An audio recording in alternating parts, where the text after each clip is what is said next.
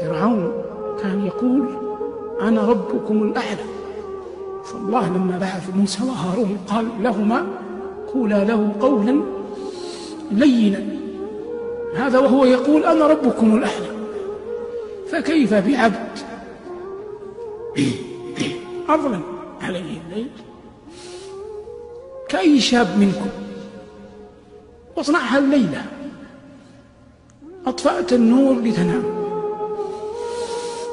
ثم أخذت فراشك ثم تذكرت جلال الله، ولا سبيل إلى رؤية الله، لكن هناك سبيل للقيام بين يديه، فعدت للنور وذهبت إلى مكان وضوءك فتوضأ، ثم وقفت تقرأ القرآن، ثم سجدت قسما بمن أحل القسم لا يوجد شيء في الدنيا من لذة أعظم من لذة السجود.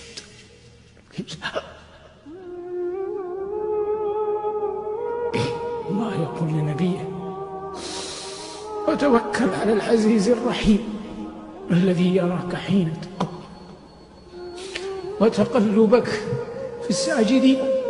قال ربنا يوم يكشف عن ساق يدعون إلى السجود فلا يستطيعون خاشعة أبصارهم ترهقهم ذلة وقد كانوا يدعون إلى السجود وهم سالمون.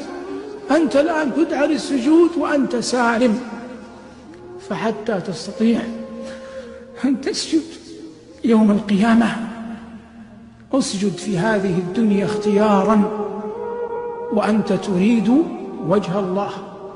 وطوبى لعبد أنار قبره قبل أن يدخله، وأرضى الله قبل أن يلقاه، وصلى قبل أن يصلى.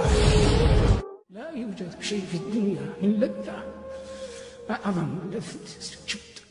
لا يوجد